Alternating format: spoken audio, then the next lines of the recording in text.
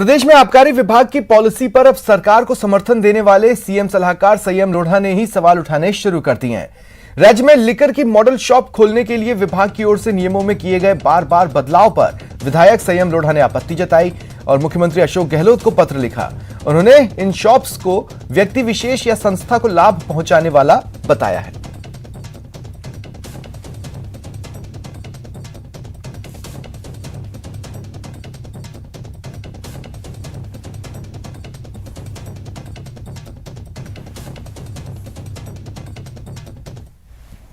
ये मामला मैंने पहले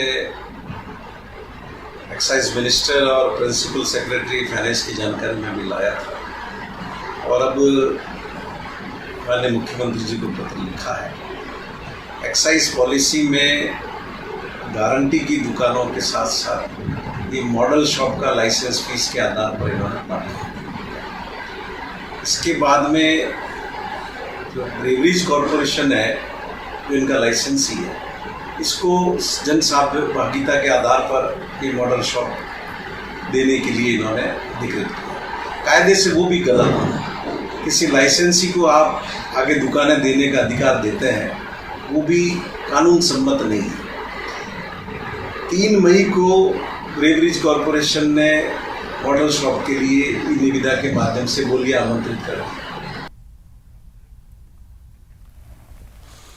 अलवर में मॉब लिंचिंग मामले में बीजेपी गहलोत सरकार को घेरने का कोई मौका नहीं छोड़ रही।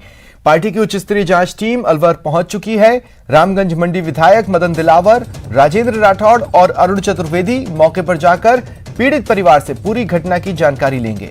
मदन दिलावर ने कहा, ट्रैक्टर चोरी हुई ही नहीं थी, उग्र भीड़ ने निर्दोष शख्स को मौत के घाट उतार दिया।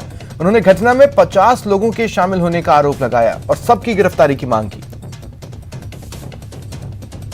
ट्रैक्टर चोरी हुआ ही नहीं और इन्होंने उनकी हत्या के लिए हमला करने के बाद दूसरे दिन एफआईआर दर्ज करवाई, जबकि उस घटना की पूरी जानकारी प्रशासन को थी कि उनके ऊपर हमला हुआ है।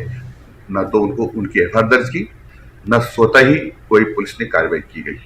इससे साफ जाहिर है कि इसमें पुलिस का हाथ है। पुलिस असामाजिक तत्वों से, हत्यारों से मिली हुई थी, इसलिए कोई कार्रवाई नहीं की गई। वहीं बीजेपी की जांच टीम अलवर दौरे पर है।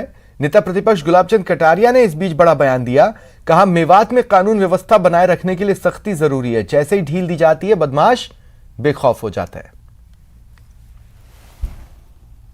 मेवात की पहले से स्थिति तो खतरनाक स्थिति में थी। उसको कंट्रोल करोगे तभी वहां काम चल सकता है। जैसे ही उनको थोड़ी सी भी छूट मिल जाती है तो उनके सबके सींग उग जाते हैं और उसके कारण से वो सब कानून अपने जेब में रखते हैं।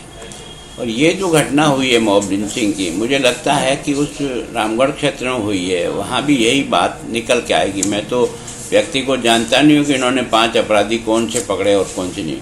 अपराधी पकड़ना इस समस्या का स्थायी हल नहीं है। स्थायी हल यही है कि किसी बेगुनाह को बिना उसको सुने, बिना उसको मौका दिए, बिना कोई आपको पकड़ करके थाने पर सुपुर्द करने तक का तो अधिकार, जो भी उस चोरी के लिए भाग रहे थे लोग मदद करने के लिए, वो पकड़ के भेजे, लेकिन स्वयं ही उस पर एक्शन करके पीट के मार दे, ये तो सरकार की फेल्योर है।